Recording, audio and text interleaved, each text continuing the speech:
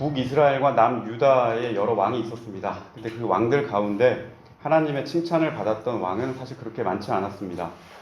이스라엘과 유다의 왕이 하나님에게 칭찬을 받는 기준이 있었는데 그 기준은 그 왕이 하나님의 말씀에 따라서 나라를 다스렸느냐 그렇지 않느냐입니다. 그 사람이 얼마나 훌륭한 경제정책을 펼쳐서 백성의 삶을 윤택하게 했느냐, 그가 얼마나 탁월한 정치적 견해를 가지고 올바른 방향으로 인사를 등용했느냐, 얼마나 백성의 소리를 잘 경청했느냐, 이런 것들은 그 다음 문제였습니다. 이스라엘과 유다를 세웠던 본래 그 기준과 그 가치에 얼마나 충실한 왕이었는가, 이것이 하나님께서 이 왕이 옳은 왕인가 그렇지 아니한가를 판별하는 제일 중요한 기준이었습니다. 그 점에서 하나님의 마음과 뜻에 합한 왕, 그 왕은 그 역사에 매우 드물었습니다. 하지만 오늘 본문에서 우리가 함께 읽은 이 요시야라는 왕은 하나님의 큰 칭찬을 받았던 매우 드문 왕에 속합니다. 우리가 함께 읽은 열왕기하 23장 앞장에 있는 22장 2절에 보면 이런 말씀이 있습니다. 요시야가 여호와 보시기에 정직히 행하였다라고 말씀합니다. 그러나 하나님 보시기에, 사람 보기에 뿐만 아니라 하나님 보시기에 정직한 왕이었습니다. 가는 길이 바르고 성품이 고든 그런 왕이었다는 뜻입니다. 하나님을 향해서 나아가는 길이 그 사람은 구불구불하지 않았고, 또 하나님 앞에서 하나님 없을 때 있을 때나 겉과 속이 다르지 않았던 사람입니다. 이럴 때는 이렇게 행동하고 저럴 때는 저렇게 행동하고 타협하고 좌하고 우면하지도 않고 자신의 명확한 뜻을, 신앙의 뜻을 정하고 그 뜻에 맞게 전력을 다했던 그런 통치자였습니다.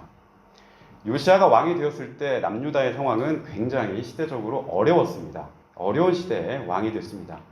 그의 할아버지였던 므낫세라는 왕이 있었는데요. 이 므낫세가 남유다를 무려 55년 동안 다스렸습니다.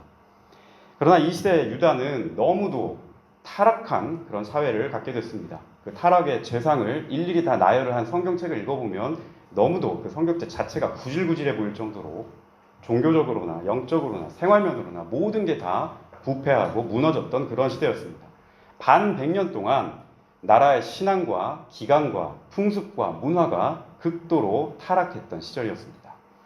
우상숭배는 기본이고 왕실부터 일개 백성에 이르기까지 하늘에 있는 해, 달, 별, 일, 월, 성신 여기에게 절하고 점치고 그리고 무당에게 빌기 일쑤였습니다. 한쪽에서는 여호와 하나님께 제단을 쌓고 예배를 드리고 돌아서서는 점을 치는 그런 이중 생활이 사람들 사이에 만연했던 겁니다. 그뿐만 아니라 외국에서 이상한 종교적인 풍습을 다 들여와서 백성의 신앙생활을 완전히 혼탁하게 만들었습니다. 열왕기하 21장 6절에 보게 되면 이 므낫세가 했던 것 중에 가장 사악한 일이 아이들을 불 가운데로 지나가게 했다는 말씀이 있어요. 아이들을 불타는 제사의 그 제물로 바쳤다라는 뜻입니다. 어린 아이를 제물로 바쳐서 자기의 욕망과 내가 저 신에게 바라는 것들을 성취하기 위해서 잔인하게 사람을 만들어가는 잔인한 종교심을 심었던 거죠. 이것이 이른바 인신제사라고 합니다. 사람의 몸을 들여서 제물로 바치는 제사입니다. 우리 구약에서는 양이나 소, 비둘기, 곡식과 같은 동물이나 식물을 바탕으로 하나님께 제사를 드렸지만 이 이방 종교들은 그것보다 더 한 단계 위에 올라가서 어린 아이를 불 속에 집어 던져서 예배를 드리는 그런 풍습이 있었습니다. 이 므낫세라는 왕은 국가가 어려울 때 자기의 친자식, 왕자죠. 그 왕자를 불 가운데로 지나게 해서 그것을 넘어서려고 했던, 극복하려고 했던 그런 일까지도 벌였습니다. 엄연히 나라에 하나님께서 주셨던 율법이 있었고 또 하나님 말씀이 그 나라의 바탕을 이뤘던 그 말씀이 존재했음에도 너무나 그 말씀이 나에게 익숙해져서 그런 건지 내 가까이에 너무 많이 들어서 식상해졌는지 아니면 그것 때문에 내가 말씀에 대한 감각이 무감각해져 버렸는지 그것보다 더 심한 자극이 필요했는지 이 아이를 제물로 바치는 일까지 서슴지 않았던 겁니다. 이 학자들이 이 아이를 제물로 바치는 걸 연구를 해봤더니 대개 그 당시에 버려진 아이들, 가난한 집 아이들을 이렇게 팔기도 하고 또 때로는 공장 같은 걸 만들어서 아이를 그렇게 만들어서 제물로 만들어서 제물용 아이들을 만드는 그런 경우도 보인다고 합니다. 끔찍한 일이죠. 그 사람의 목숨을 가지고 우상이 뭐라고 우상에게 제사를 드리는 이 죽음의 예배가 온 나라에 55년간 팽배했다고 여러분 생각해 보십시오. 끔찍한 일입니다. 아마 어떤 사람들은 의로운 마음을 가지고 하나님 마음을 가지고 그런 상황에서 하나님 어찌하여 이 상황을 이렇게 보시면서도 하나님 침묵하십니까? 이렇게 곳곳에 불의가 팽배하고 악이 횡행하는데 왜 하나님 가만히 계십니까? 라고 탄식했을지도 모릅니다. 55년이라는 짧지 않은 시간 동안 그러나 하나님께서는 응답하지 않으셨습니다. 하나님께서 55년 동안 침묵하셨습니다. 하나님이 침묵하는 시간이 있습니다. 그것은 개인에게도 마찬가지고 나라에게도 마찬가지입니다. 하지만 하나님께서 아무런 말씀을 하지 않는다고 해서 침묵한다고 해서 그 상황을 외면하고 있다는 말은 아닙니다. 다 지켜보고 그 행위를 다 달아보고 결산하고 판결할 때를 기다릴 뿐입니다. 요시야는 이렇게 선대부터 누적됐던 이 문제를 풀어야 하는 막중한 임무를 부여받고 왕위에 올랐습니다. 그가 왕이 됐을 때 나이가 8살이었습니다. 초등학교 저학년 나이죠. 세상에 대해서 당연히 아는 것도 별로 없고 또 이렇게 저렇게 많은 판단을 내려야 할 때 합리적인 판단을 내리기도 어려운 나이입니다. 아마도 성인이 될 때까지 주변에 많은 사람들의 간섭을 받았을 겁니다. 요시야가 이 남유다를 다스린 지 18회가 지났습니다. 그의 나이 25살에 드디어 예루살렘을 성전하는 보수 작업을 시작하게 됩니다. 성전의 문을 보수하는 작업부터 시작했습니다. 문을 보수한다, 문을 고친다. 이게 무슨 의미일까요? 문이란 어떤 것이 들어가고 또 어떤 것이 나가는, 입출하는 그런 곳이죠. 시작과 끝입니다. 부서지고 무너진 여호와의 전 그 문을 고치라는 말, 이 말을 좀 영적으로 우리가 신앙적으로 풀어보면 주님의 말씀이 들어오는 곳, 주님의 말씀이 거하고 그 말씀을 받고 나아가는 사람들이 나아가는 곳, 주의 뜻이 들어오고 주의 음성이 우리 가운데 돌파해 들어오는 곳, 주의 말씀이 거해야 하는 곳, 그 첫 관문이 지금 무너져 있으니 바로 여기서부터 바로 세우자라는 뜻이 아니겠습니까? 신앙이 무너졌을 때, 그리고 내가 하나님으로부터 멀리 떨어져 있을 때 가장 먼저 무엇을 회복해야 할지 요시야는 잘 알았던 사람입니다. 오랜 세월 방치됐던 성전을 다시 세우는 일, 우리 신앙의 상징을 먼저 다시 세우는 일부터 해야 한다라고 하는 것을 이 사람은 바로 보았던 거예요. 그 문을 보수하고 성전을 보수하는 가운데 신앙의 길을 다시 하나씩 차곡차곡 세우는 그 과정에서 요시야가 뜻하지 않게 선물을 받게 됩니다. 바로 두루마리에 쌓여가지고 한 곳에 방치되어 있었던 율법책을 발견하게 돼요. 성전을 고치다가. 그리고 이 율법책을 이 사람이 발견하게 되는데, 이 율법이란 여러분도 잘 아시다시피 옛날 시내산에서 여호와 하나님이 이스라엘 백성에게 내려주었던 이렇게 신앙생활 해라 라고 하는 그 신앙의 기준이고, 이렇게 신앙인들은 사시오라고 하는 거룩한 삶의 기준입니다. 그런데 성전이 55년 그 이상 방치됐던 시간만큼 율법도 예배에서 사라졌고 사람들의 삶에서 율법적인 것도 없어졌고 그렇게 멀어지고 잊혀졌던 겁니다. 구약성경 잠언서 29장 18절에 보게 되면 이런 말씀이 있습니다. 묵시가 없으면 백성이 방자히 행하고 그러나 율법을 지키는 자는 복이 있느니라 라고 말합니다. 묵시라는 것은 하나님께서 우리에게 내려주신 하늘의 소리죠. 이 하늘의 소리가 백성 가운데 없으면 사람들이 그 기준이 없기 때문에 제 멋대로 행한다는 뜻입니다. 하늘의 소리를 듣지 않고 하나님과 동행하지 않은 채 오랜 시간 동안 그렇게 지내다 보니 굽어진 것은 더 굽어졌고 왜곡된 것은 더 왜곡됐고 높은 사람은 계속 승승장구하고 바닥에 추락했던 사람은 더 나락에 빠지는 불의와 부당의 시대가 계속해서 반복됐던 겁니다. 시절은 망가졌고요. 사람과 사람 사이에 맺어야 하는 유대감도 끊어졌고 그 관계가 끊어지니 나 혼자만 살기 위해서 각자 도생하기 위해서 노력하고 살기 위해서 수단과 방법을 가리지 않고 수단이 목적을 대신하고 나 하나 잘 살기 위해서 다른 사람 남을 짓밟아도 좋다는 풍조가 그 사회에 만연하게 되는 거죠. 그러니 아이까지도 제물로 바치는 거 아니겠습니까? 우상 숭배에는 남에 대한 사랑, 이웃에 대한 사랑이 없기 때문입니다. 바로 이러한 문화와 정신으로 꽉 차 있었던 시대의 요시야가 하나님의 말씀을, 그 율법을 발견하게 된 겁니다. 성전에서 발견한 이 율법을 서기관이 가져와서 왕 앞에서 크게 낭독을 합니다. 그리고 그 율법책의 내용을 듣자마자 요시야는 크게 통곡합니다. 자기가 입은 옷을 찢으면서 이렇게 통곡을 하게 되죠. 옷을 찢는다는 얘기는 내가 철저하게 하나님 앞에서 회개한다는 뜻입니다. 내가 하나님 앞에서 크게 뉘우치고 하나님 앞에서 잘못했다는 것을 고백한다는 행위입니다. 그동안 나를 비롯해 이 나라가 얼마나 하나님 앞에서 큰 죄를 짓고 살았는지 비로소 말씀을 들을 때 그것을 알게 된 겁니다. 이스라엘은 본디 하나님의 구원의 손을 직접 경험한 그런 공동체였습니다. 하지만 초심은 이미 오래전에 잃어버렸고 이제는 하나님 그분 자체를 망각해도 그냥 그렇게 살아도 좋다 하는 쪽으로 마구잡이로 달려가고 있었던 차입니다. 주변에 먹을 양식이 풍성했을지 모르나 영적인 양식은 피폐해졌습니다. 집은 조금 넓어지고 으리으리해졌을지 모르나 이웃의 처지와 그 고통을 담을 만한 마음의 집은, 영혼의 집은 너무너무 좁아져 있습니다. 사방을 둘러봐도 하나님 말씀답게 사는 곳이 없고 어느 곳을 보더라도 누구를 찾아봐도 하나님의 모습이나 하나님의 흔적과 자취를 찾을 수가 없습니다. 구약을 연구한 학자들은 요시아가 발견한 이 율법을 신명기 12장에서 26장이었다라고 그렇게 말합니다. 신명기 12장에서 26장 그 첫 번째 명령이 무엇이었는가? 첫 번째 명령이 바로 다른 신을 섬기지 말랍니다. 다른 신을 섬기지 말라. 하나님만을 섬겨라입니다. 그리고 그 다음으로 나오는 게 부정한 것이 무엇인지, 정결한 것이 무엇인지 너희는 서로 분별하라.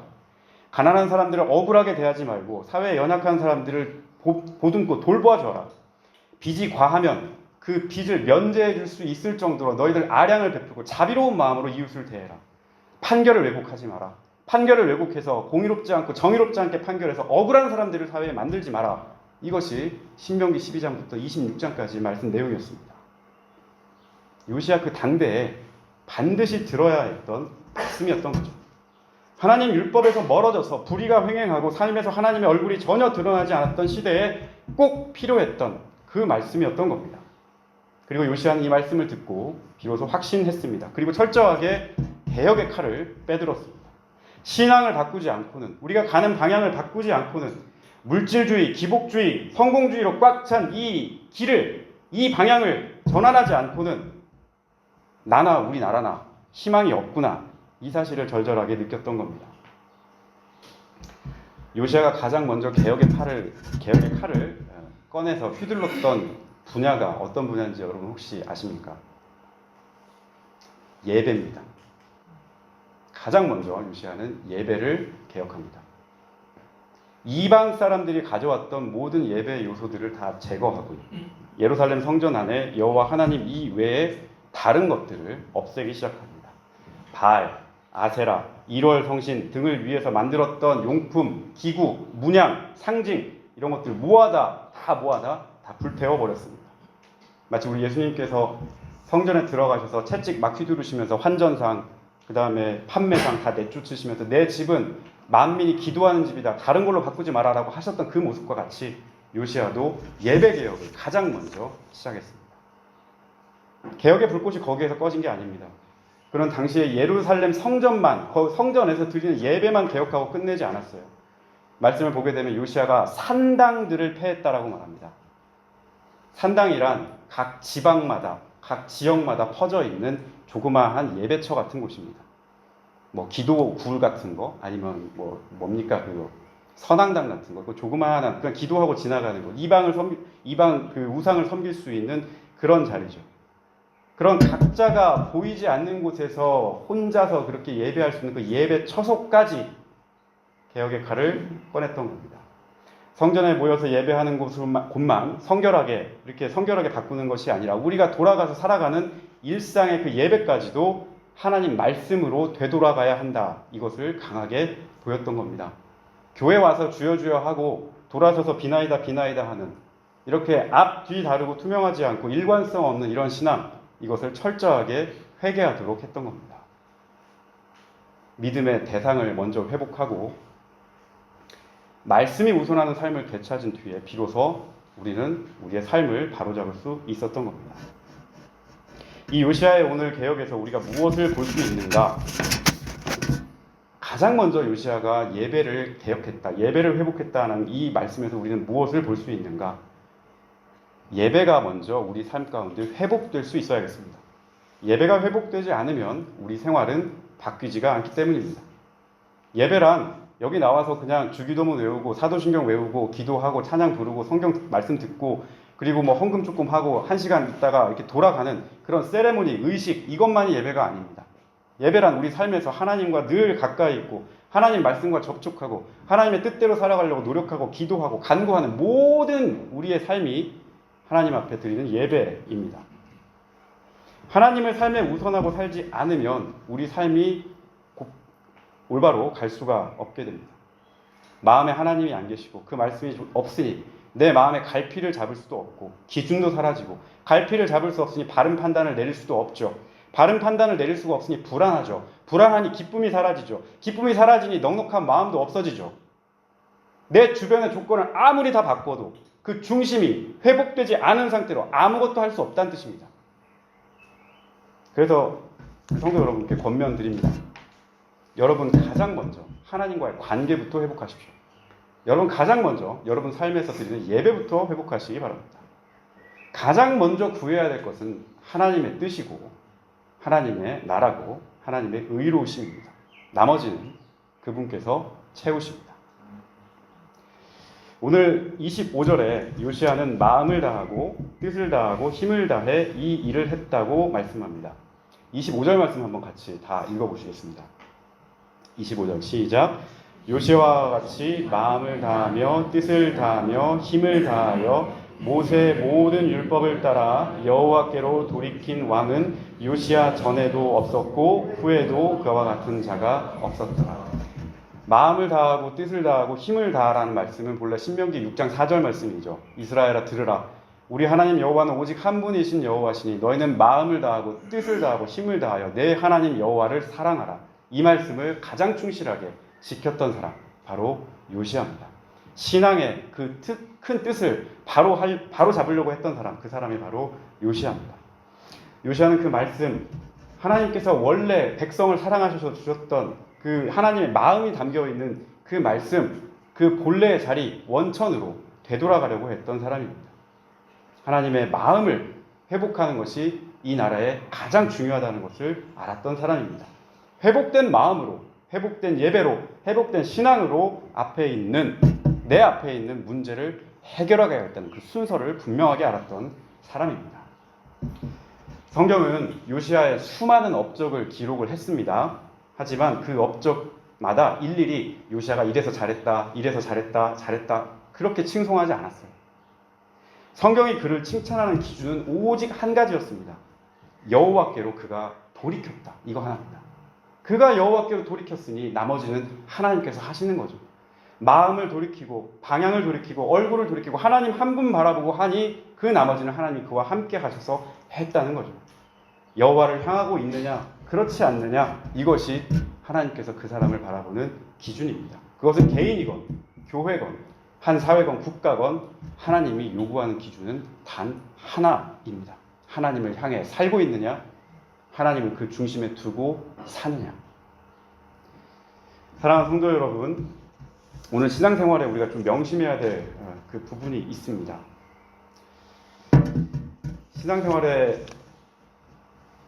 이 요시야의 이야기를 들으면서 우리가 신앙생활에서 명심해야 될 부분 크게 한 두 가지 정도로 여러분께 강조하고 싶습니다. 첫 번째, 오늘 말씀은 우리가 자칫 흐트러질 수 있는 우리 신앙생활에 좀 자명종과 같은 그런 말씀으로 받아들였으면 합니다. 사람이 신앙생활을 하다 보면 믿음이 늘 좋을 수는 없습니다. 믿음은 올라갈 때가 있고 때로 떨어질 때가 있고 또 나 자신에게 안 좋은 일만 수두룩하게 쌓여오면 오히려 믿음이 추락할 때도 있습니다. 또 삶의 어려움이 있으면 믿음이 좋아질 때도 있지만 또 삶의 어려움이 없어가지고 너무 편하잖아요. 그러면 믿음에게서 좀 멀어지기도 하고 게을러지기도 합니다. 그렇게 믿음은 오르락내리락 합니다. 어쨌든 한 가지 잊지 말아야 될 것은 하나님에게서 멀어지면 그 다음에는 하나님 없는 삶으로 가고 만다. 이것을 여러분 명심하시기 바랍니다. 므낫세가 그랬습니다.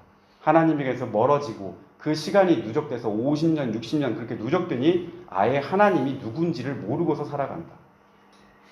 만일 여러분 신앙생활 가운데 그런 부분들이 조금이라도 보이신다면 오늘 요시아에게 나타났던 그 말씀에 한번 귀를 기울여 보시기 바랍니다. 하나님께서는 그 오랜 세월 동안 침묵하시다가 어느 순간 사람을 통해서 하나님 개혁의 칼을 빼드셨습니다. 이 개혁의 칼은 하나님이 결산하는 날입니다. 이제는 바꾸겠다는 날입니다. 그런 결산의 날을 여러분 맞이하지 않도록 먼저 말씀 앞에서, 주님 앞에서 여러분의 삶의 옷깃을 가다듬을 수 있기를 바랍니다. 그리고 무엇보다 하나님에게서 멀어지지 않도록 여러분 스스로가 먼저 날마다 결단할 수 있기를 바랍니다. 하나님도 믿고 우상도 믿고 이것도 좋고 저것도 좋고 두 가지 가운데서 혼란스러우시다면 그 우상을 빨리 정리하시기를 바랍니다.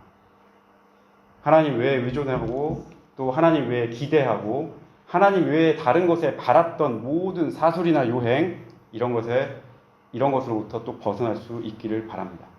주일 하루만 예배 잘 드리고 됐지 만족하지 마시고 주일 하루 예배 드리고 돌아서서 삶의 자리로 들어가는 그 순간부터 여러분 삶의 예배가, 삶의 전투가 시작된다는 사실을 기억하시고 여러분의 삶의 예배를 반드시 회복할 수 있기를 바랍니다. 두 번째로, 아무리 작고 연약해 보일지라도 믿음을 가진 사람은 그 속을 알차게 하나님의 말씀으로 채우는 사람들입니다. 요시아는 어린 나이에 왕이 돼서 그 개혁의 칼을 빼들기까지 말씀으로 꾸준하게 살았던 사람이고, 그가 그 성전을 보수하면서 시작했던 개혁도 말씀과 더불어서 하나님의 믿음과 더불어서 했던 일입니다. 비록 한 사람이 작을지 몰라도, 그 공동체가 작을지 몰라도 주님께서 우리 가운데 알곡으로 주시는 그 힘, 그 말씀, 능력을 마음속에 담고 그것을 가지고서 살아갈 때 우리가 승리할 수 있는 삶이 되리라 믿습니다. 이번 한 주간 살아가실 때 주께서 우리 모두에게 예비하신 그런 은혜가 충만히 넘치기를 저는 또한 간절히 바라고, 그런 하나님께서 우리에게 주시는 선물을 받아 누릴 수 있는 복된 한 주를 모두가 보낼 수 있기를 예수님의 이름으로 축원드립니다.